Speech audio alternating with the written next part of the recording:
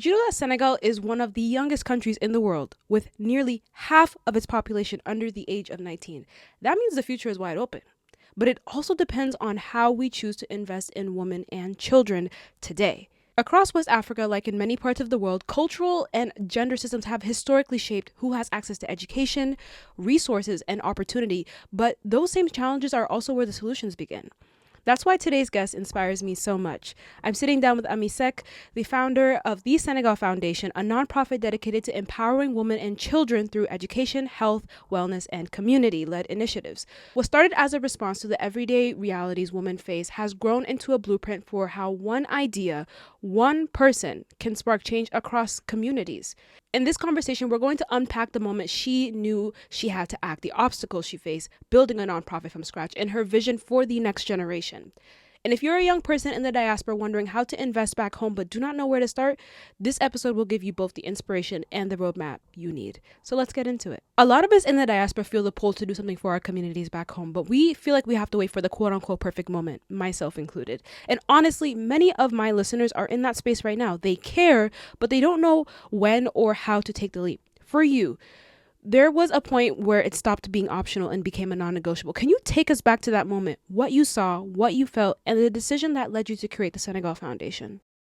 Of course. Thank you so much for having me, Numbe. Of course. For me, I believe there's no such thing as a perfect moment. There will always be obstacles in someone's way, and it's just really if you choose to hurdle over them or take the long route and walk around them, that just takes up more time and energy that can really be invested into your vision instead.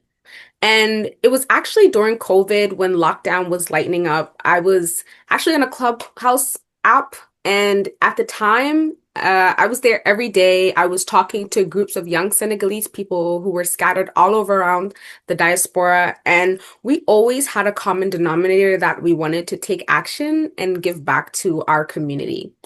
And we all came from similar backgrounds as well. Either we were growing up in the States or in Europe or just in privileged communities in Senegal. And it just felt that like the privilege that we had and that we were granted, it was well deserved to all of our fellow Senegalese communities back home as well. At the time, I was still getting my bachelor's and I didn't really know what I wanted to concentrate on. Like, I knew I had my degrees in humanities, which is in political science, international studies, international relations, and philosophy. But, I sort of added the other things on a little later on. But before it was just political science. And I didn't really know what I wanted to do with that. But I knew that I really loved nonprofit work and advocacy. So one day in particular, while we were on Clubhouse, we were all just talking about how we envisioned this plan to look like. And we just started brainstorming, of course. And we chose to center it around women and children because we wanted to be able to fight the stigma and connotations that plagued our societies in Senegal. And, from there, not only in Senegal, but all of Africa. So, as we fast forward a little bit, one of the other co-founders at the time and we just sort of like said, let's make this happen. Like, genuinely, why are we waiting another day? And in all honesty, you can really say, as you stated before, it was truly a leap of faith that we took. We were young, we were ambitious, we knew that we had something that we wanted to do. And then we really, at the time, had the mentality that, action needed to be taken and it was now or never.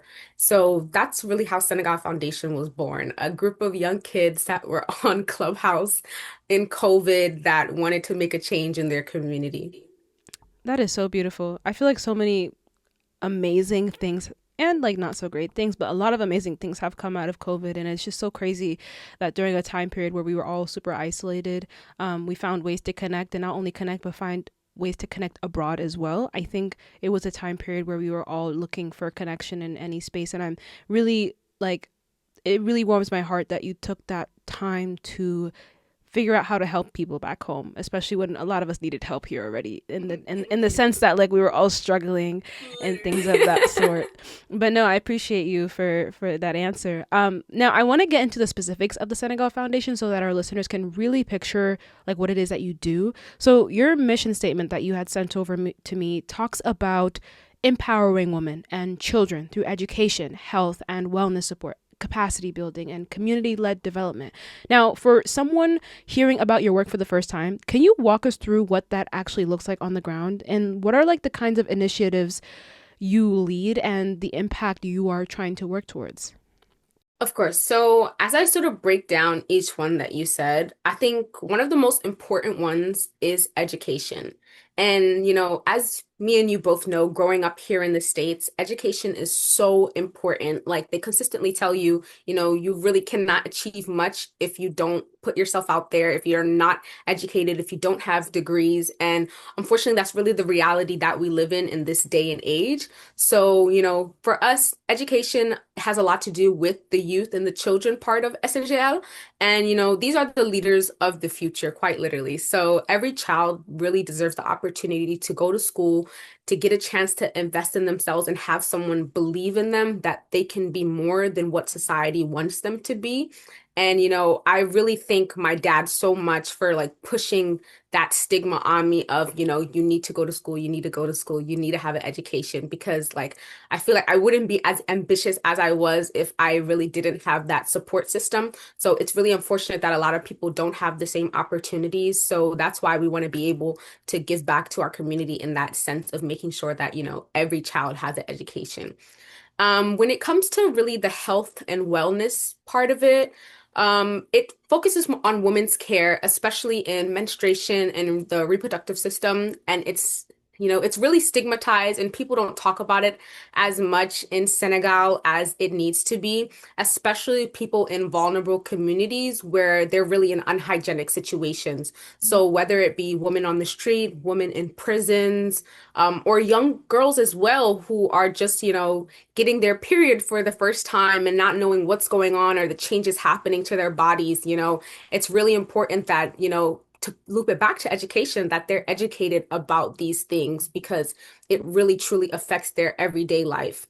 When it comes to community-based missions, a lot of small actions can make a big changes in someone's mindset, like completely. Even back to sort of loop it back to me and how I didn't know what I wanted to do with my life or my degree. I had one person, a professor at the time, she just told me to join this class. And I was like, oh, I don't know if I'll really like this class. But, I took that leap of faith. I took the class and it completely changed my mindset in what I wanted to do, knowing that everything that I do now is based on community service, advocacy, and, the same thing that I had someone help me with. It's just, again, you want to be able to do that for your community. So whether it be interacting with school kids, we work with a school there that allows us to have children volunteers go on our initiatives and, learn about things that are happening in the community and able to volunteer in the community.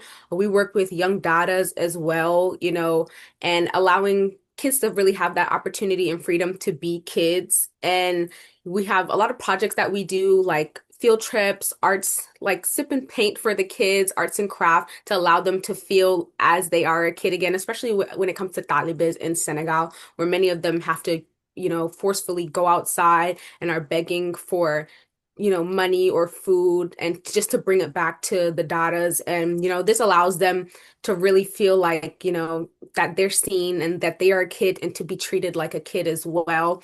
We also do some community-based initiatives where we hand out food to people who are less fortunate, as well as outside, especially during Ramadan when it comes around. A lot of, giving to the hospitals, to the workers that are outside in our community. And then one of my favorite parts of our mission is the capacity building. So we have well projects to be able to give water to communities who are less fortunate in rural parts of Senegal. And I think my favorite one of all is our ultimate goal is to build a women's center for those who don't have a voice or who don't feel safe at home.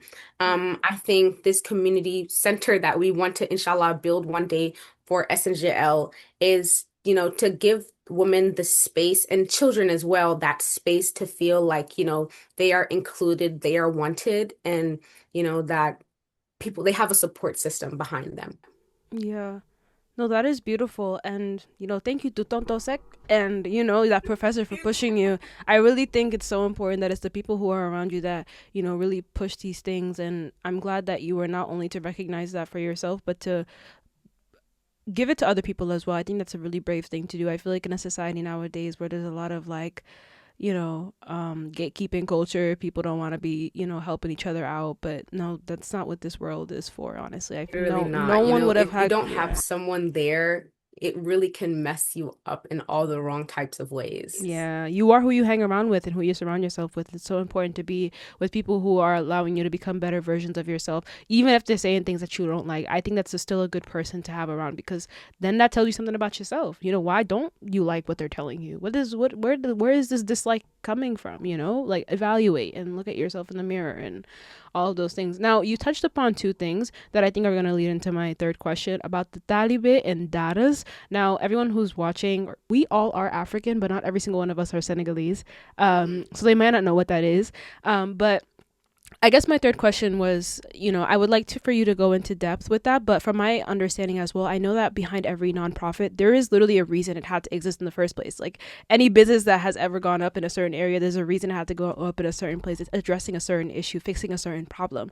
And I know the Senegal Foundation wasn't created in a vacuum. It was born out of the realities you were touching upon earlier, women and children face in Senegal or West Africa in general. And these challenges are shaped by what I previously mentioned, cultural and gender systems that limited opportunity and create vulnerability. So I want you to share some like realities you've witnessed or heard of, read about, and learned about, and how they shape the kind of foundation you want to build. And again, just elaborate on what a talibe is and what datas are for people who may not know what that is. Of course. So for me, I think Senegal Foundation means so much to me because I really do resonate with the mission and what we want to do and the people that we want to help. So I myself, I am a victim of sexual assault. So for a lot of people in Senegal, it's a huge taboo that they don't ever talk about, like ever. So you sort of have to like sit in silence, grieve in silence, and just learn how to move on.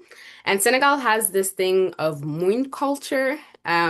I don't really know how to even Endure. translate moon in English if you It's I do. think it's I think it's to endure. They tell you to like kind of push past it. It will go by. Just forgive everyone and just keep it to yourself. Don't share what it is you're feeling with anyone. Exactly, where it's like, you just have to be quiet and deal with it. And like you're forced to sort of live, forgive, as they tell you, and forget. Like they tell you all the time, part of Muin culture is, oh, bal correct, just forgive them, forgive them. And, sometimes you don't have to forgive people, you can live, you can quote unquote forgive as much as you want to. But I think my biggest problem with Muin culture is the forget part because, Yeah. these are things that actually change your life for either the good or the bad.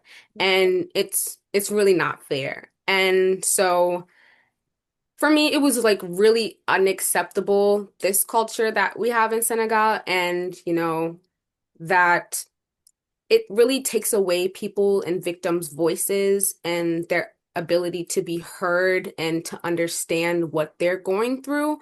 And for me, I think that's why I needed to do something that was really centered around women because, things that happen to them out of their choice, they shouldn't feel like they're bringing shame to themselves or their families or, they deserve to be able to escape these inhumane conditions that they're living in. So for me, I have a platform and I have a voice, and I chose to make it my mission to fight for women who've been through the same things that I have or who are going through even worse conditions than me.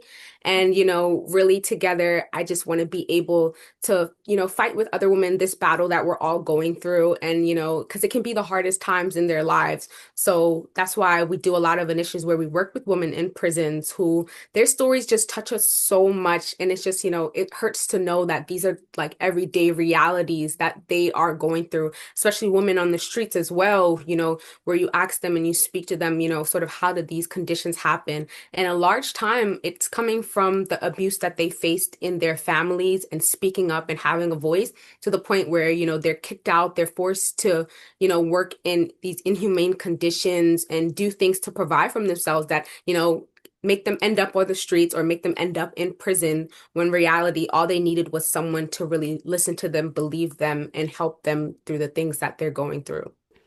Yeah, you worded that so beautifully, and I feel like I'm someone myself who is so adamant on constantly having conversations about what women in Senegal in particular are experiencing or have experienced. I feel like there's a existence of patriarchy, not even patriarchy, but for many who are listening and may not know, a largely practiced religion in Senegal is Islam, and um, there's a lot of mixing with the culture and the religion, and not only that, they use the religion sometimes in certain situations, not everyone, but just in certain situations, to justify hurting women emotionally, physically, and it's so sad, and it even gets to the point where women believe it themselves. It's so funny. Last night I was talking to my mom about this song I was hearing in Wolof. I don't know if you remember. It's like Yoku chere doli mel da may jonge si sebi. I Yeah, oh my God. What is it called? You know I what know that song exactly is? what you're talking about. And she was basically like in the music video, the song was about how like she walked in on her husband, like kind of like cheating on her, or not cheating on her, but like also because there's like the existence of like polygamy, like in Senegal, like it's kind of normal almost for men to like be with other women sometimes. If like it's so weird, but it gets to a point where even women have like accepted like being in those situations. But that's where the educational part comes into play, like you're talking about, like women need to be educated about their bodies and about the realities and what's right and what's wrong, because a lot of them have been told the condition for so long that like this is how it's supposed to be, like you can't argue against a religion, da da da, you know what I mean? And like in the music video, she came in and walked in on her husband. Instead of being like, "Oh, you cheated on me, I'ma leave," I know my worth, like all of these things that we've been taught, I feel like in the United States, like she kind of was like, "I need to be a better wife. The reason he cheated on me has nothing to do with him, but has everything to do with me." And I was like, "What?" Like, and then people are listening to these songs and they're like singing them and dancing to them, and I'm like, okay, it's catchy, but it's like, oh my god. Not normal. It's not. I feel like unfortunately in Senegal, our backbones are really taken from us because, as you were saying, it's such a patriarchal country where, what the man says is how things are supposed to go, when that's not the reality that we should be living in. Women deserve to have a voice. They deserve to have a voice that's outside of the home. They deserve to have their own businesses. They deserve to have their own careers and to build themselves up so that they know that at the end of the day, they don't have to rely on a man for the rest of their lives. It's just not sustainable as well. You never know. Life is very unpredictable. Things can happen. So to know that, that you can live on your own and work for yourself and, be the greatest person that you can be for the sake of yourself, for the sake of your family. And, it's just so important to me.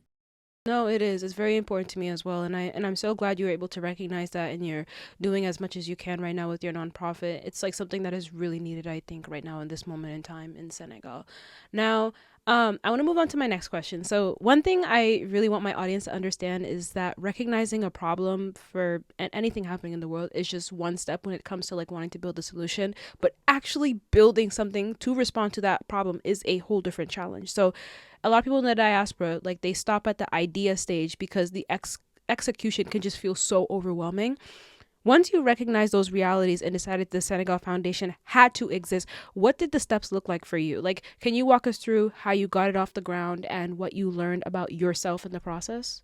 It was actually so hard, but I think like just knowing what my goal was, we had no choice. Like we could not give up. Like I think it was a lot of planning, a lot of trials and errors, just like, trying to figure out even how do we start? Like, we have this idea, we know what we want to do. How can we literally get it off of the ground?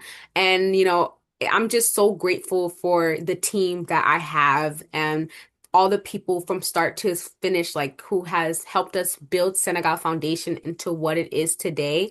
Like, it was a lot of fundraising, every day I was interrogating my family, like telling them, you have to help, you have to donate. I was calling every auntie, every uncle. I was making everyone's pockets hurt. I said, you guys have no choice. You have to help us.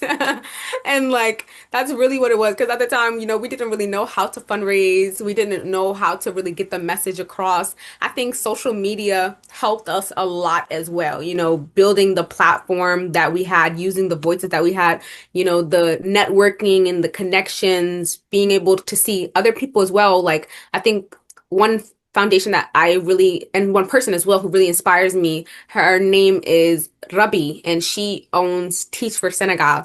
I remember when I first had the idea that I wanted to start a nonprofit, I reached out to her, and she was just so helpful in showing me like what I needed to do, how to do it, and really like inspired me really not to give up. You know, even things can get hard, things can be unpredictable and go out of control, but like, you know, as I hate to sound like a broken record, but really when you have that vision and you know like so strongly that this is what you want to do, you really have to push through it. You know, I was, you know, talking to people as well who were from other places, not just in Senegal, but like, you know, in Guinea or in Mauritania, in Gambia, who also started nonprofits, just seeing how, you know, they were able to build it up in their countries and seeing how much of it I can replicate it in Senegal as well. Because, you know, like you were saying, there's so many people who want to help, just don't and do something. They just don't know how to do it. So I think you have to be a little bit delusional, to be quite frank with you. You have to be delusional because you just can't do something to do it. Like, you know, people are going to call you crazy. They're not going to help you. They're not going to believe in you. And, you know, as long as you believe in yourself, I really feel like there's nothing nobody cannot do in this world. Yeah. That's so beautiful. And I feel like what makes your journey even more relatable to my audience is that you're based in the US. I am, Um, yes. just like many of us who want to invest back home but don't know how. And there's often this question of, can I really make an impact if I'm not living there full time? How have you been able to build and maintain the foundation from abroad? In those early days, did you already have like a team like you do now, or was it mostly you just traveling back and forth? And um, does the way it operates now, how does it compare to those beginnings? You touched upon social media a little bit and how you were able to use that to connect, but was there any discrepancies, things that social media could do, but that going abroad couldn't, or going abroad could, that social media couldn't do? I think so. Like you said, I am based here in the US. So it really was building that team and having people who were trustworthy that were in Senegal to help us out through a lot of things. So we actually work a lot with this other association called Sen Social. And, you know, the owner of Sen Social, his name is Tamsiruli, and he loves to say he's SNGL as much as he is Sen Social. Like everything that we do, he helps us with it. He has a team there who has really became our team as well, where, you know, we all of our projects, we do them together. Every single one of the things that we've done with SNGL, I swear we're SNGL Sense Social. We should just be like collabed into one at this point. Like we Yeah, do yeah, yeah. everything together. And because, you know, he has a network in Senegal that, you know, he's shared with us, that he's allowed us to use, and they've just given us so many opportunities. So, you know, I'm so grateful to Mr. Lee as well. You know, he literally helps us so much since we first started back in 2021. And, you know, building those relationships on the ground and, you know, trying to figure out as well the communities that you need to help. I as well, I go back to Senegal. So, you know, I was able to do some projects there with them and as well as so my dad, he helps us so much. Like it's a little bit of forced labor what I make that man do, especially when it comes to like we buy all of our things here and we ship them to Senegal. So my dad takes care of all of that as well for us, you know, by helping us with the connections through like the containers. That helps us so much being able to have people in our community that like want to help us achieve these great things. I think as well as people who are in the States, you know, I have a large team as well here, and we're all US based. And one of us are in Canada. And, you know, each of us have our own niche. We have our own thing that we love to focus on and do. And we're able to just work together, all of us, to be able to really make things happen. So, you know, it doesn't really matter whether, you know, you're in Senegal or you're in the US or you're in Europe or in Canada. Like, you know, when you have a team and a group of people who know exactly what they want and how they want to do it, it's really like it's really smooth sailing. Like it's not, it doesn't stress you at all. Like if that makes any sense. That makes complete total sense. And I'm so glad you brought up the fact that like you have people on the ground that you're working with, because I feel like something that I constantly hear every time I bring up to someone like, I want to build this in Senegal, I want to do this in Senegal or anywhere in Africa, they're kind of like, you can't trust the people down there, like it's too risky, like da da da. And it's just like they're not, I don't think they're trying hard enough. There are people out there who are just as passionate about this project as you are, and I'm so glad you're also able to find people in the US. And I think it's just about finding those people. And I feel like so many people are so negative nowadays. Like the first thing they want to say is just like, you can't do it, you can't trust people. And it's just like that mindset is just gonna hold us back. So I'm really It glad, really and is. yeah, I'm really glad and happy you were able to find people that you trust and that are just as passionate about the project as you are. And I know it's always gonna go so far. I sometimes think it's all about working with the right people. Um, Sometimes it's working with the wrong people that is really going to destroy things, but as long as you found the right people, I think like you will go really far. um Thank you. you're welcome. Okay, so now I want to talk about the part everyone stresses over, especially when it comes to nonprofits. You touched upon it earlier, fundraising and how difficult it was, but money. I know for a lot of people in the diaspora, the first thing that stops them is thinking, like, I don't have the resources to do this or that. Now, for you, how did you actually get those first dollars in the door for the Senegal Foundation? What worked? What totally did not work? And now that you've grown, what does it really take to keep this program running? If anyone didn't have money when I started this, it was me. I was a broke college kid. Literally, I don't even remember what semester I was in. I'm pretty sure, yes, it was my second year, going into my second year. And again, during COVID. So I was stuck in my house. Like I was broke. So it really was relying on our community that we had here. So I'm actually based in Maryland, and alhamdulillah, my family, a lot of us are here. So it was the first dollars that we made. It was coming through our family and, who chose to invest in us and help us out so much. And then as well as GoFundMe. GoFundMe, like it has helped us out so much as well during our early days. Like it allowed people who were all around the world to see what we wanted to do for our first project. And the first amount we ever made, it was our first. I think it was $500 for our first initiative, and then from there we're like, okay, let's see if we can keep going so that we can do more. So then eventually, like we were able to make our first $1,000 off of GoFundMe, and from there it allowed us to do so many projects, help out so many people with that little amount of money.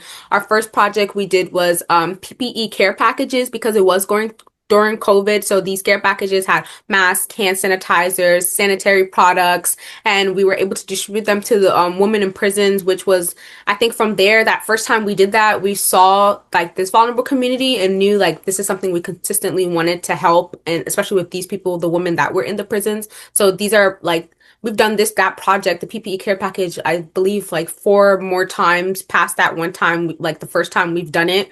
And from there as well, I think moving forward, we knew the strengths that we had, and knowing that the Senegalese community, when you have something that helps Senegalese people, they're always more willing to help you out more. They're going to be a little bit hesitant in the beginning, not knowing what you're trying to do. But I think, as time flew, they really trusted us. They knew our passion and what we were trying to accomplish. So, your community really is your biggest supporter when it comes to a nonprofit, because you have to understand what you're doing, like automatically impacts them as well, as a lot of us all being Senegalese and from the diaspora. Even now, I think something that's really important is, applying for grants. There's so many grants that are around the world that, can, whether it be just women-based grants, children-based grants, or, so I don't know if you know the term as well. Yeah, of course you do. Global people from like grants for people of the global South. Senegal, unfortunately, we're considered a global South country. So, I think sometimes you just have to take advantage of, your disadvantages as well. There's people out there who really, want to help us, and they've impacted us so much throughout the process. Yeah. No, definitely having a community is so important. I'm so glad you were able to build that momentum from the start. I can only imagine what your community and support looks like now in comparison to the beginning. Um, but yeah, so we've talked about the why and the how, but I'd love for my audience to actually feel the impact. Like, can you share a story with us that really resonates with you and it shows that this foundation has been able to help women and children, but what it specifically has been able to do for a woman or a child in Senegal, like something that sticks with you and reminds you like why this work matters. When we first started SNGL, there were four groups, like it was four women that we always like looked back on upon to like sort of show us, like you were saying, this is the reason that we're doing what we're doing. They were homeless. They didn't have any family. It was just the four of them always together. And, they were each other's backbones. Mm. And when we first started, they're actually the reason why we wanted to build the center, like the housing shelter in the beginning, because, these four people, there's 1,000 other people just like them who are in Senegal, who have no family, who have no support system. And, in the beginning, we helped them with their groceries, we helped them with their everyday needs and supplies, as well as there were groups of kids who, didn't have the funds to be able to go to school. So we were able to, give that to them as well to pursue their education. And I think, as well as the fact that growing up, alhamdulillah, I came from really a privileged family, having both my mom and my dad, as well as my siblings in my life under one roof. And it just, shows you that these are unfortunately not things that people can relate to as much as you think that they can. So, I think having my parents with me, and like my parents are really the type of people to say, if you have some, give it to somebody else as well, not to be greedy, always share, always help other people, and don't think about yourself first. And that's exactly, the mentality that I hold with myself now, especially when it comes to my nonprofit. I literally have given the clothes off of my body because someone wanted it one time. Like, that's just the type of person that my parents raised me to be. And me, not just me, my siblings as well, where, we just are really giving to the people around us in our community. And sort of to loop it back to the four women that we were first helping in the beginning, I think their stories, it really like had something, I felt something in that, in my heart, like the deepest part of my heart, because, it made me so sad thinking about them all the time. Like, if they're going to make it another day, if they're going to be okay. And I think the support system that they had with themselves, and of course their strength and the faith that they had, and always having this positive energy, it really resonated in us to like work harder to make sure that inshallah one day we're able to have our community center so people can always have shelter, people can always feel safe, and that, at the end of the day, even when you're in these hard circumstances, there's people out there who are willing to sacrifice it all for, you to have something better for yourself and your future and your children Mm. as well. Yeah. Ah, those four women are very lucky to have you, and so is and every single woman and child whose heart you've touched, who you've helped in the smallest way possible. They probably appreciate it more than you know.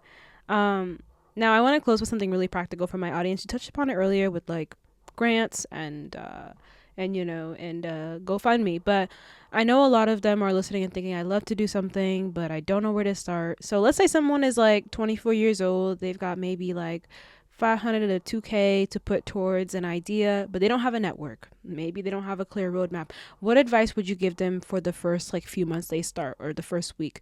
What's one step they can take right away? And what are the biggest mistakes they should avoid so that they don't get discouraged, or prevent their organization or nonprofit from like collapsing in on it itself?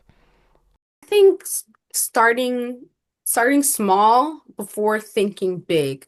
I think something that we made a mistake in the beginning when we first started our nonprofit was focusing everything on the housing project, the housing project. That's something that I would wake up, oh my God, housing project, go to sleep, housing project. And it literally kind of drove me insane because I am thinking as well, again, I was young, based in the States, thinking that we can just automatically push into that, start that first. Knowing we had no money, we weren't even like a registered NGO yet. We didn't have a community like that we knew we wanted to serve yet in Senegal, or like that space that will allow us, because we didn't have the land. We didn't have anything. It was just a thought and an idea that we refused to let go. So like we forgot that, you have to trek yourself up to the mountain. You have to journey it up. You're not just going to get to the top of the Mount Everest. No, it takes literally months, years to build that plan, build that idea, to even start your first step, to even buy the plane ticket to get to Nepal. Like literally, it takes time and dedication.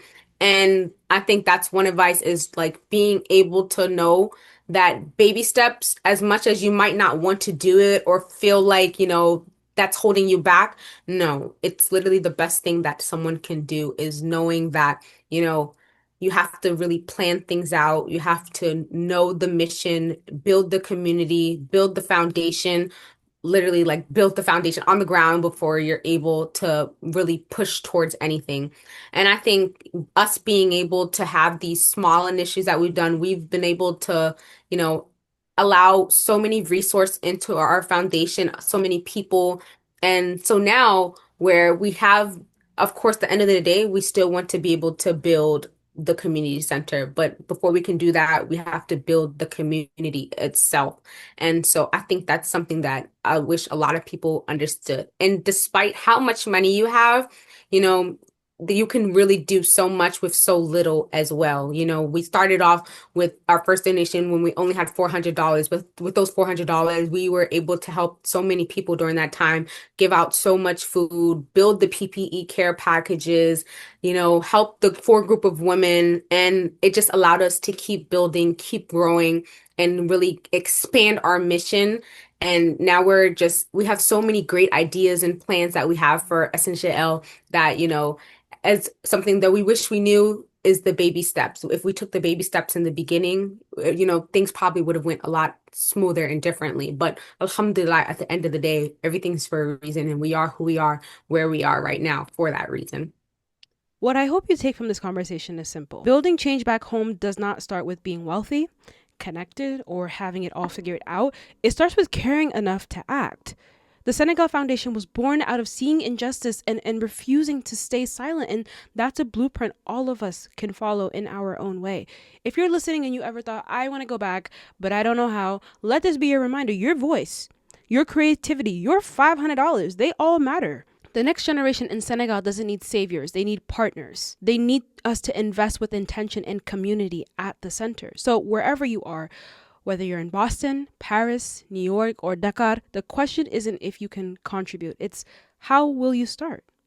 And if this episode lit something in you, don't let it fade. Journal it, plan on it, act on it, because Africa's future isn't waiting, and neither should we. If you want to check out the Senegal Foundation, I will have their organization's website linked in my bio. I also encourage you to follow They Lied About Africa on TikTok and Instagram, where you might get early updates about new episodes that are coming out in the near future.